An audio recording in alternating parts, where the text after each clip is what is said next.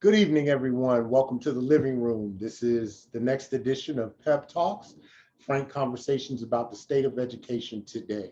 The disparities in our school discipline system, both nationally and here in Dallas, call attention to the need for change in our school culture.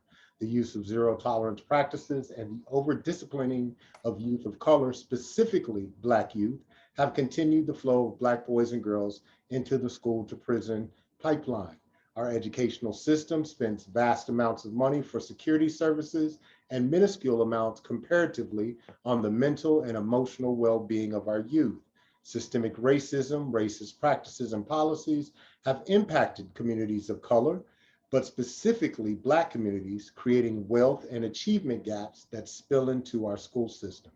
Implicit bias, a lack of cultural awareness, consistently criminalize Black student behavior while dismissing and minimizing the same behaviors in other students. Zero tolerance policies and practices are proven not to change student outcomes or behavior, but increase aggression and disengage youth from the learning process. Learning is not one size fits all. Moving our educational culture from deficit thinking toward a whole child approach is the goal of PEP. And I'd like to welcome you again, as I said, to this evening's Pep Talk. It's the arts and education. And I have a wonderful, wonderful guest tonight. Her name is Tiffany Jackson. She's a community advocate. She's a freelance grant writer and a champion of the arts and education. Welcome, Tiffany. I'm glad you're here. It's a pleasure. I'm so happy to be here this evening. Happy that we were able to finally connect. Yes, ma'am. Yes, ma'am. So, you guys, I must say, when I first met Tiffany, um, it felt like we had met before somewhere. So she's been like a sister from a long time ago, even though it hasn't been that long.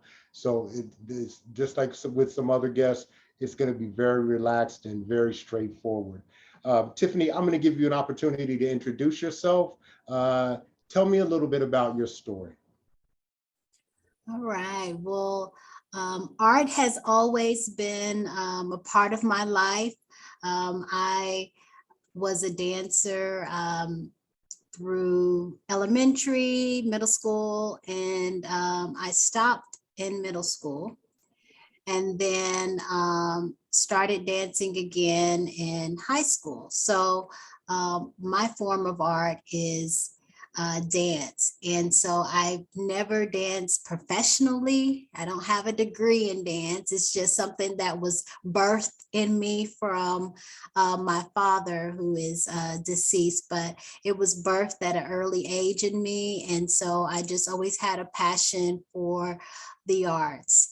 In terms of, my background, I have a background in journalism, so public relations, and with a minor in psychology. But my mother, she's been a social worker, counselor for years. And so just that love and passion for working with children, that passion for bringing the arts to children just kind of was a part of my upbringing. I would be the one making up the dances with my cousins and everything like that. And so when I started pursuing more, my career path, my first job, not my actual first job, but my first job in the arts started with Big Thought. And we know that Big Thought has been around for 30 plus years, and making imagination a part of everyday learning. It's a great organization. And so I, was able to work with middle school students, particularly in Comstock Middle School in Pleasant Grove. So that's a part of the marginalized community that needed the arts, who, were able to thrive because of the arts, right? That was brought to their school. And from there, later on, some years later, I, worked with Big Bishop Arts Theater Center, which was my most recent employers. And so with that particular organization, just having a love and passion for the arts as a director of education there for 4 years, I was able to bring the arts to children, especially those in part of that make up the part of the BIPOC community, the Black, Indigenous people of color. And so that is my passion, that is my love. And when you can do things and think about those things in your sleep, you know that you have a passion for it. So that's something that's always going to be a passion for me. And it's really, really important for our young people.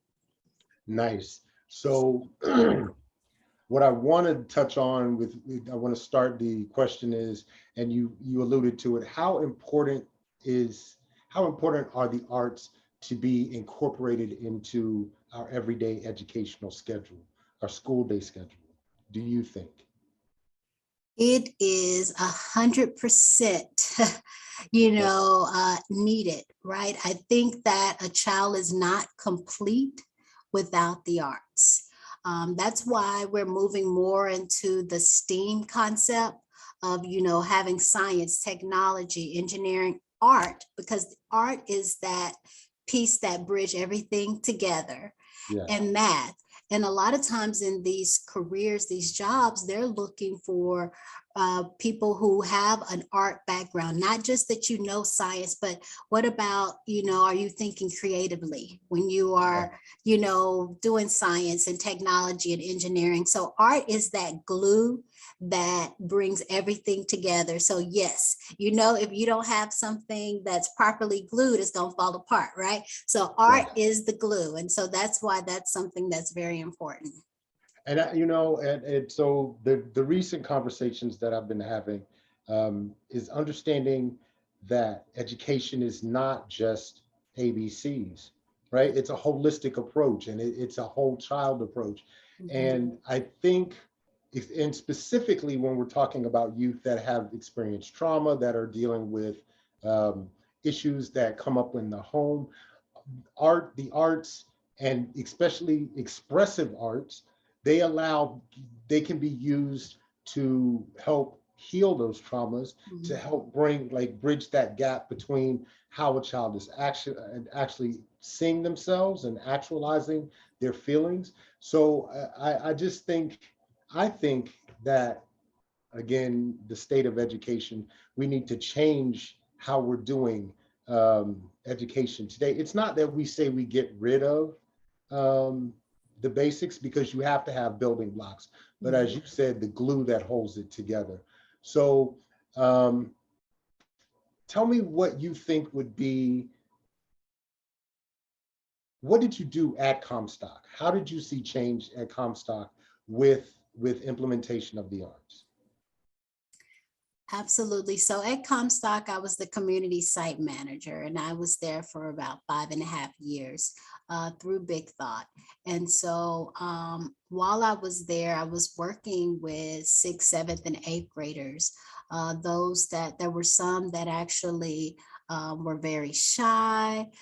Those that, a lot of them came from single parent households. Some of them experienced abuse. Some of them were adopted. It was just a mixture of children. And through the arts, we were able to find that spark, right? Sometimes that's what children need. If they're not exposed to it, how do they know that it's something they like to do, right? So we were able to open those doors. Cosmetology, a lot of people look at cosmetology and say, oh, I want to be a stylist and things like that. But it's an art form, right? And so they were able, there were some, ladies that were interested in hair, or you saw their hair and they needed to learn how to take better care of their hair. And so was able to implement, things like cosmetology, and that helped them to really see, oh, this is a true art form. There's a lot that goes into it than what I thought. So through early exposure, We had DJing, people love to rap, right? That's the number one thing. I'm a rapper, I'm this. But wait a minute, do you know that Tupac was more than a rapper? He was a wordsmith, right? He Yes. was a poet. He was intellectual, right? So he wrote these poems and things like that. So we were able to have them read the book, The Rose That Grew from Concrete, when, Yes. the book that was comprised of all of these different poems that he had written throughout the years. And they were able to see, something deeper and bigger, and then create their own beats and see how math plays a role in making the beats and things like that. Right. So classes like that, and then modeling, some of them battled with self-esteem issues, right? And model is an art form. And so we were able to, provide modeling. And there was a laundry list of other, classes and workshops that we were able to bring, but they all were focused on the arts. And those children, it helped them academically. They couldn't wait to be a part of the after school program because we offered this after school, but they were able to find that connection, right? Because we were able to align those things that they were learning during the day with those different programs that were happening in the afternoon.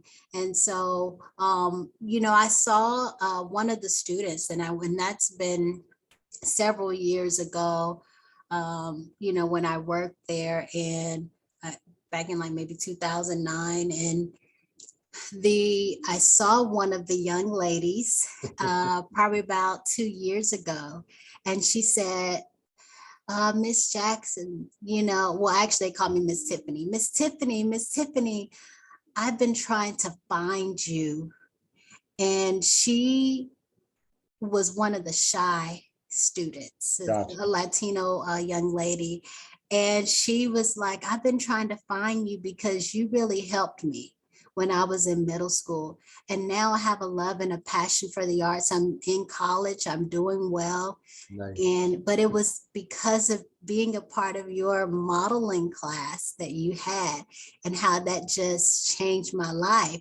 And those are the stories that we want to hear. That's why we do what we do. People, being community advocates, being passionate about the arts.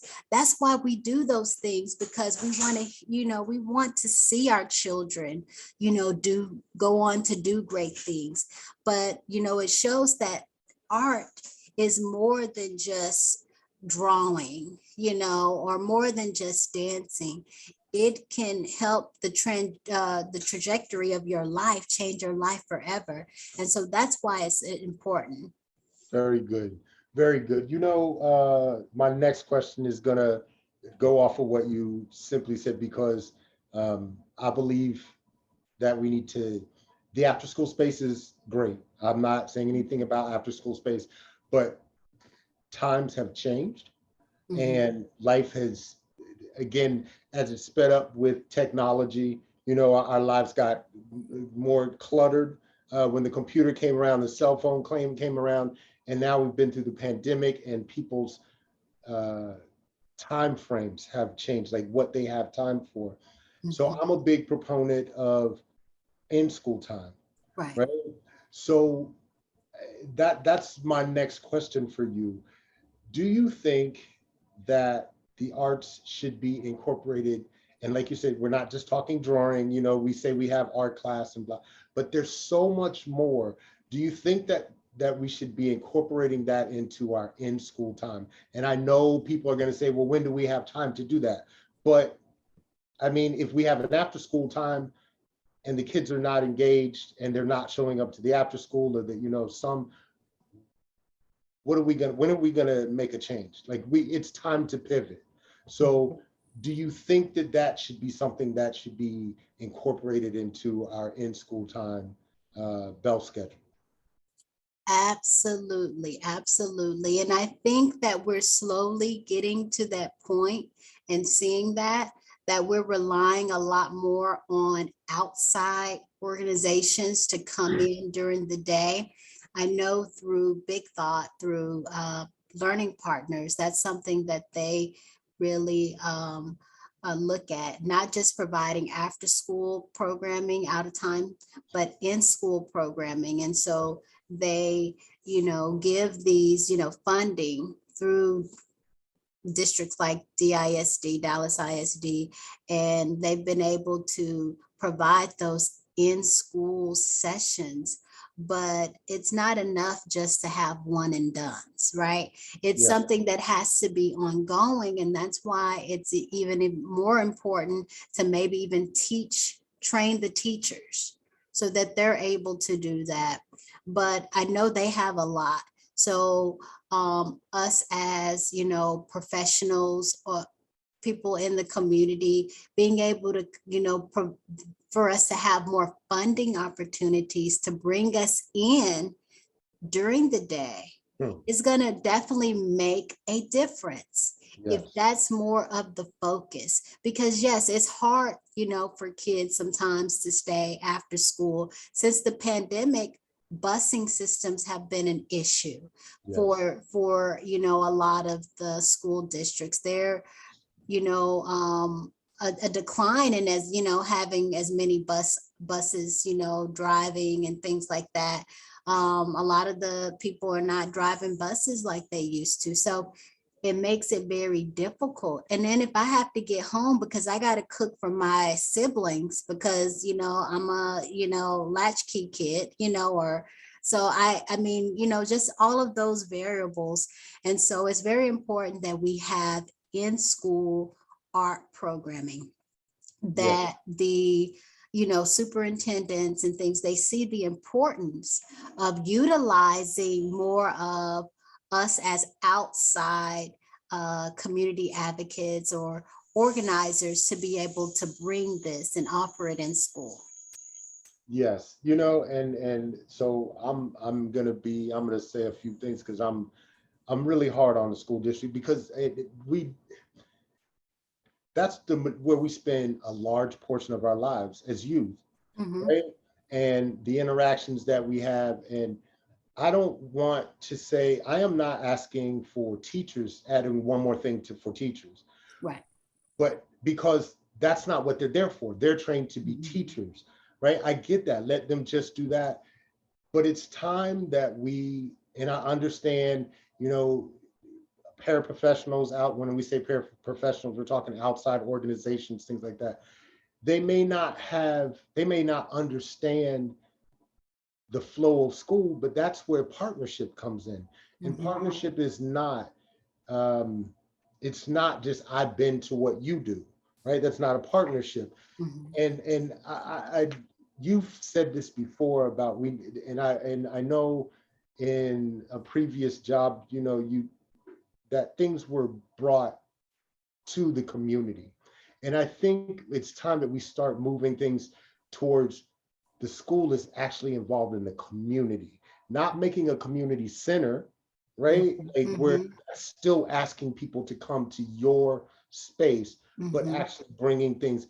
So thank you for what you said, because we do need that pivot, that change, that things are changing to in school time needs to be that space that we offer things. Um, my next thing for you would be, so what would your utopia look like? What would your utopia of school look like? Hmm. I would say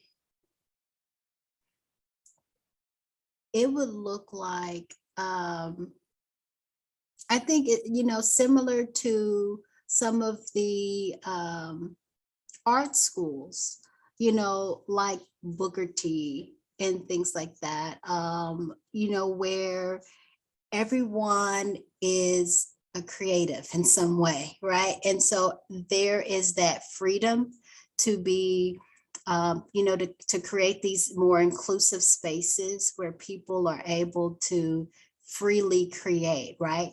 Although they're learning math and they're learning science, but there's always an artistic approach to everything. Okay. Because I think that when we stop, imagining and dreaming and things like that, then we stop living successfully. And a lot of that is taken out of the school, where the students are not able to really be as creative. They're told what they need to learn. They're told that this is how you should do things. They're told to study for this test because they have to pass this test. But where is the opportunity to create?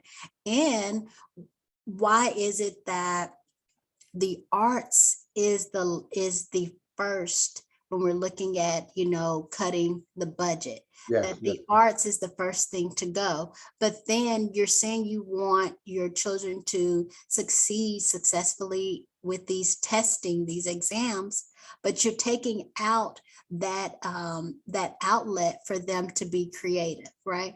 And yes, so, and it doesn't have to always be a competitive space, just a space where they're able to just be free. So if that's what I would definitely see, to where there's not an artistic school, there's certain schools that, it's an art-based school.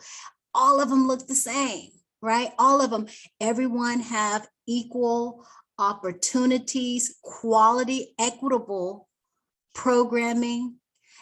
Everything that they do is in the spirit of excellence. They have great teachers who are there not to just get paid.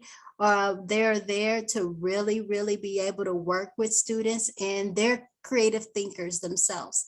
If that would be the utopia that I would create, where everything, in my mind, I'm thinking of, envision the Jetsons, it's just like they're all over there, right? So it's just kind of that whole, just, everything just seems just a great place to be, right? And where the students will feel like, I want to be here. Some of these students, they don't want to go to school.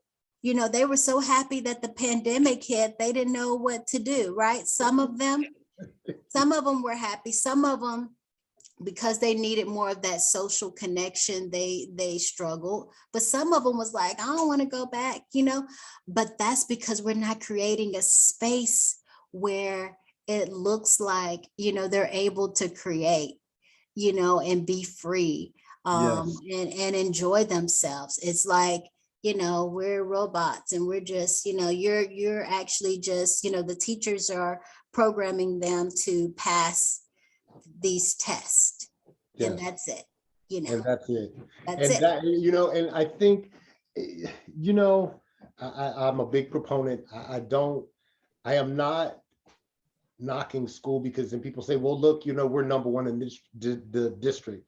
But then your mission says that you're here for all students, and all students that you're using to, what the students that you're using to rank your stats are not all the students, Mm-mm. so you're not upholding your mission, you're not upholding your vision.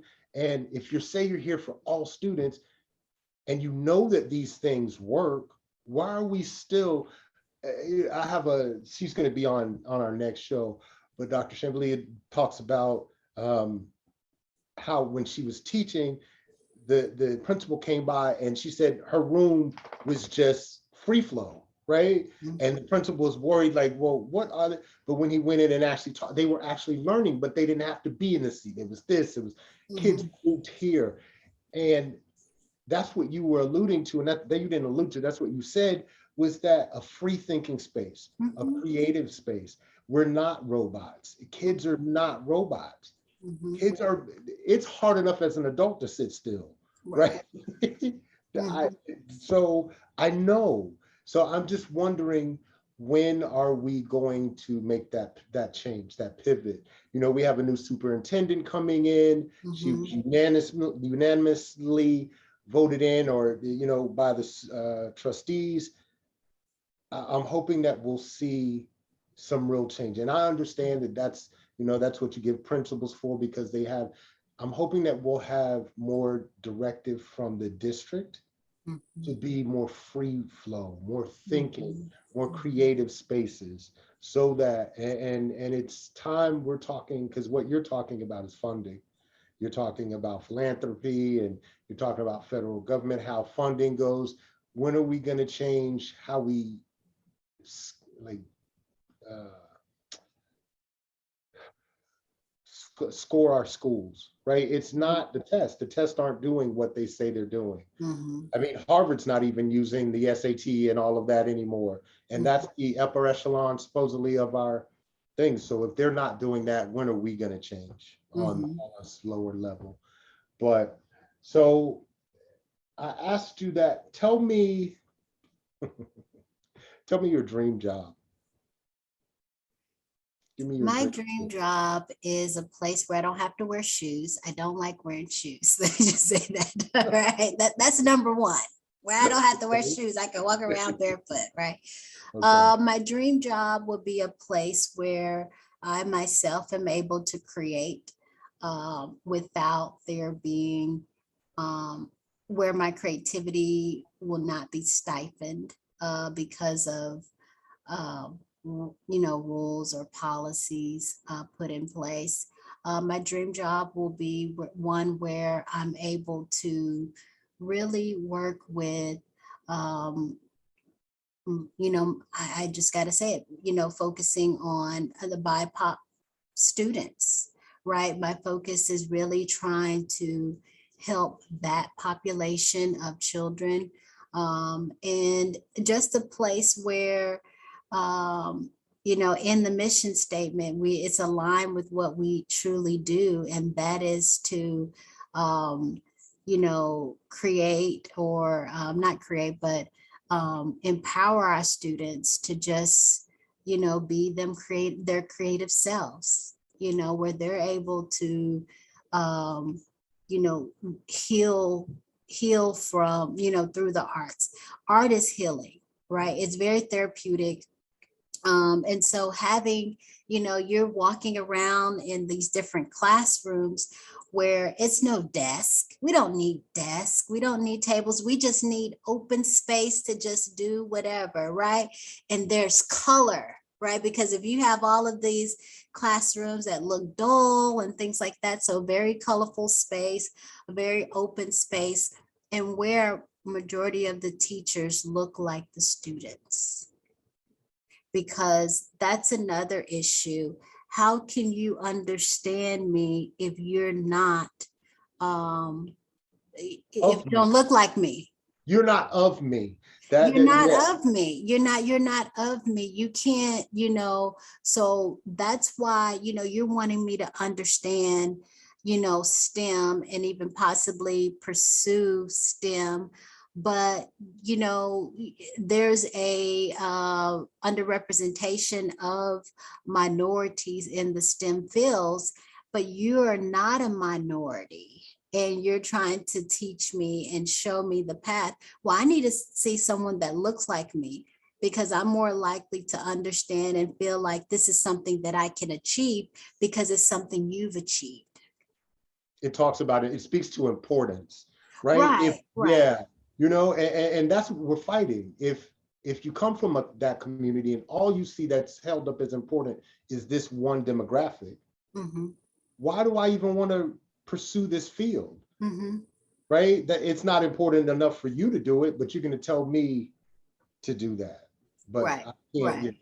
that's yes. It's like giving a Black girl all white dolls. Right.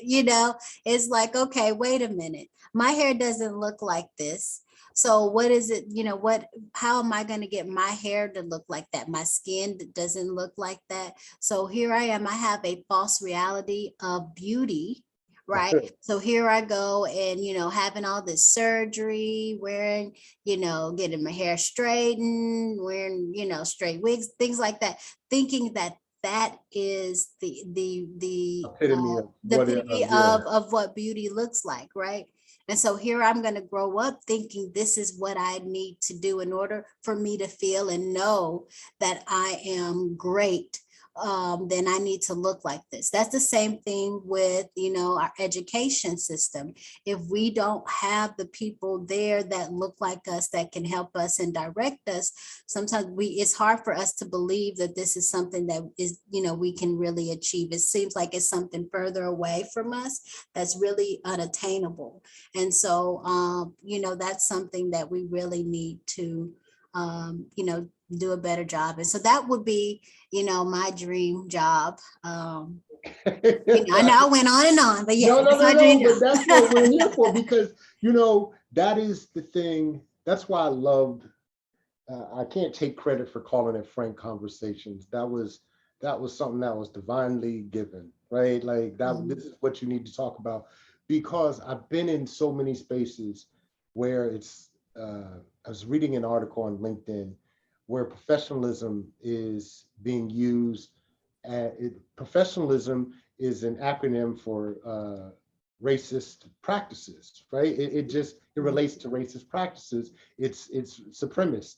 And you think about, we always got to watch what we say or how we say it. And that's part of being the representation too, is, sometimes it's just a Black thing. And there's nothing wrong with saying it's a Black thing. Okay, I get you, son. I get it. It's time to chill out, and we need to get this. I want you to be the best.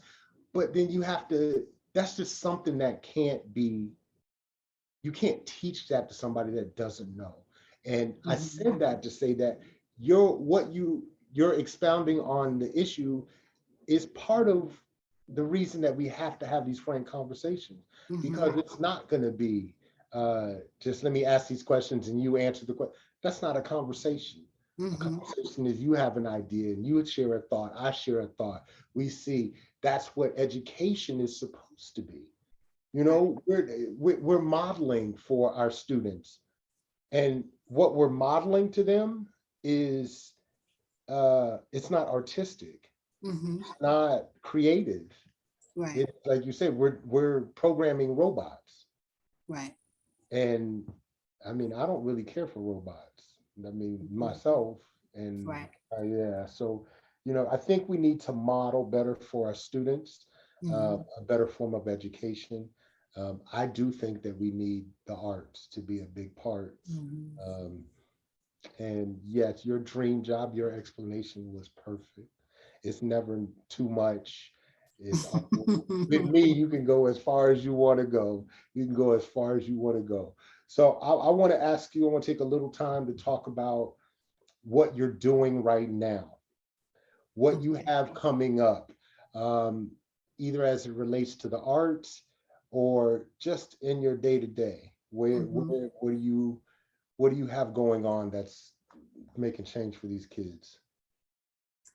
Well, for several years, I guess since 2011, I have been the youth director at my church. Okay. And so I'm still the youth director of my church. So that's always ongoing, me being able to work with children. That's a love and a passion of mine. So that's something that I can continue to do in my everyday.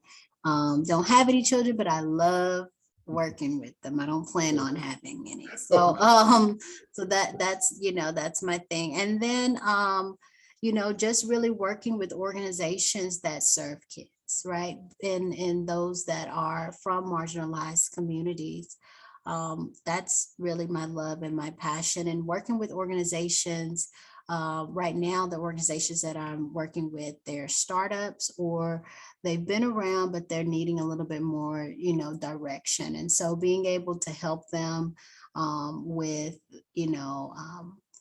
developing themselves a little bit more in the nonprofit industry, just kind of working along those lines, and grant writing. Right now I'm doing a lot of freelance grant writing.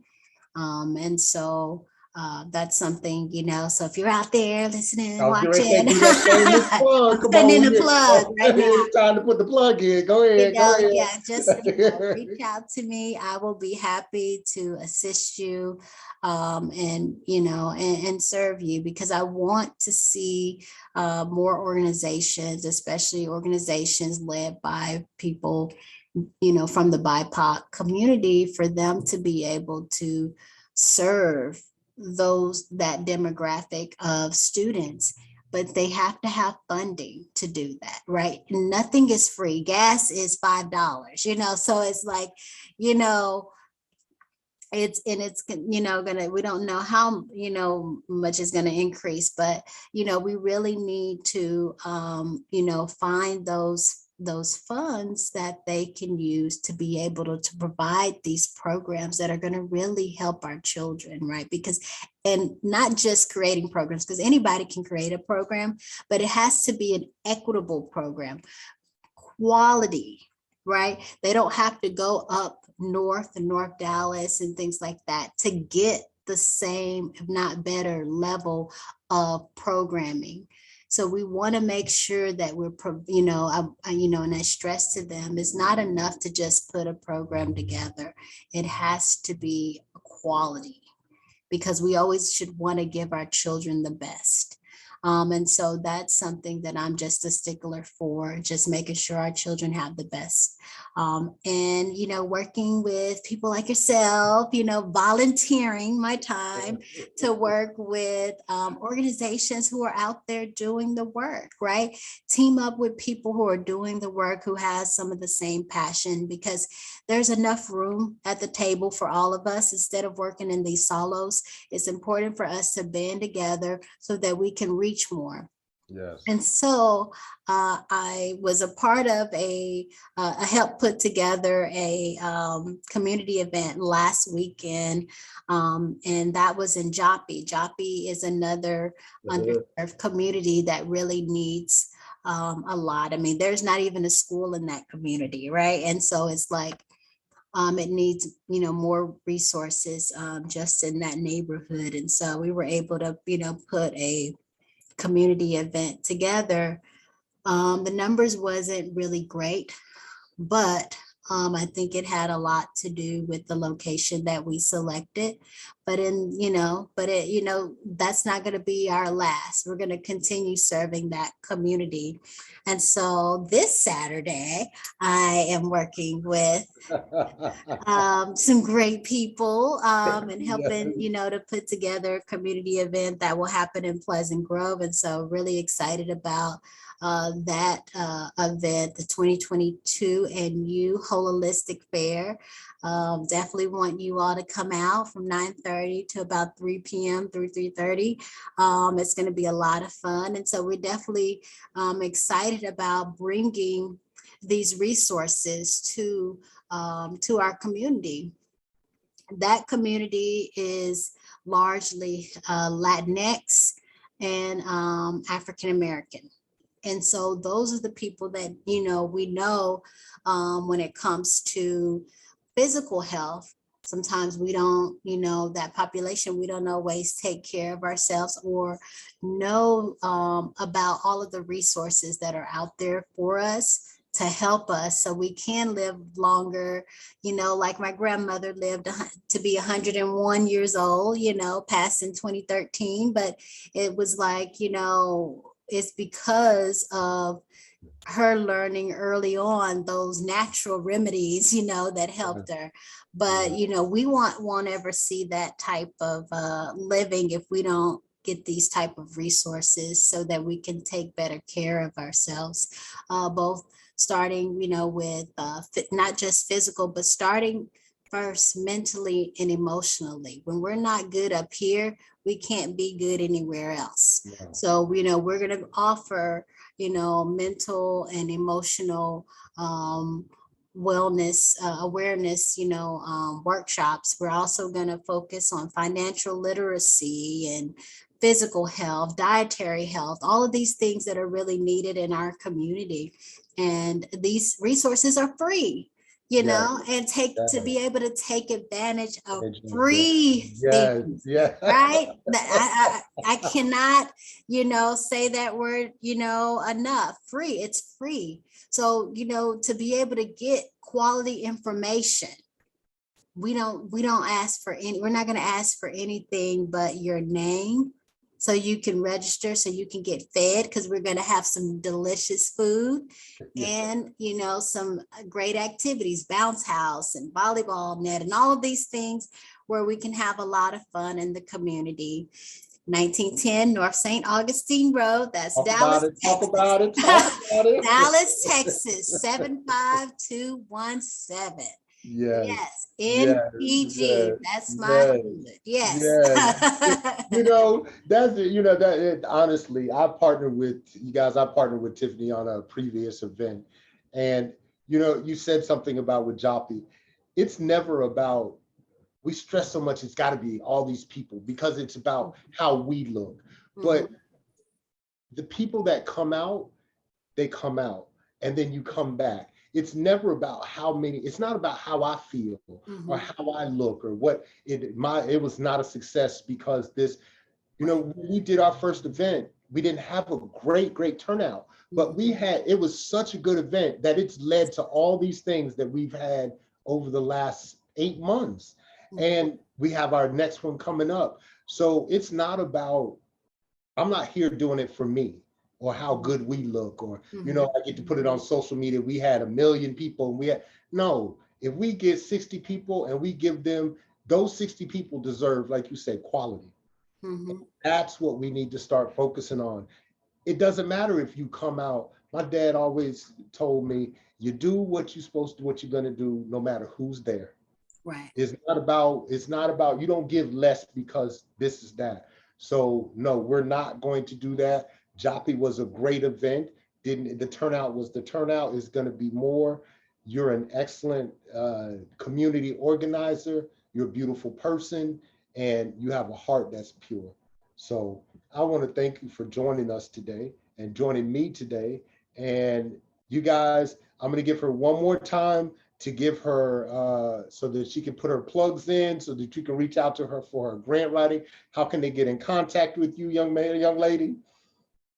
All right. So yes, I am a freelance grant writer, but not only that, I help with video editing. If you're looking for brochures or business cards or flyers, all of that, if you just need someone to send out a media release, all of those things, press release, I can do all of that. So if you need this for your business, your organization, you can email me. My email address is tiffljack00@gmail.com. That's Tiff for Tiffany, L for my middle name, Lynn, Jack for Jackson, 00@gmail.com, and I will be happy to assist you with whatever you need. And so this is my business. So you would be, not only will I be able to help you, but you will be helping me to sustain my life. So um, this has been great. And Right. if I want to put in one more plug.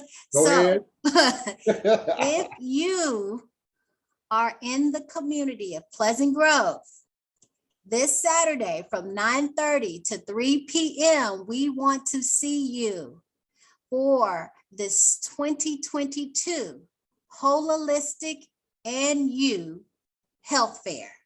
This is one that you cannot miss. We're going to have food. We're going to have fun. We just need you. Okay. Let's You're going to go. learn.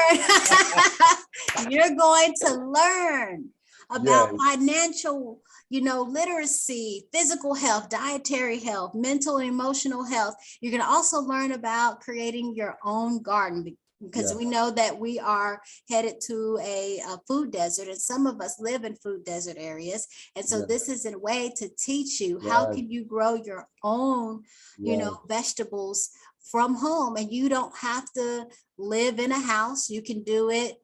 If you live in an Apartment. apartment, Yes. they're going to teach you how you can grow your vegetables in containers. And so little pots. So that is something that we want you all to take advantage of. It's going to be Yes. great. It's going to be fun. We love to see you. Yes, and you guys, I will have her contact information in the on the website so that you can, if you need to get in contact with her, you can. I really appreciate you for coming on tonight. It was too long, but that's okay. It was at the right time. And I will see you at the event on Saturday. All right. It's been a All right. pleasure. Thank Yes, you it so has. much. Thank you so much. You have a good night. All right. You All too. right. Bye-bye. Bye.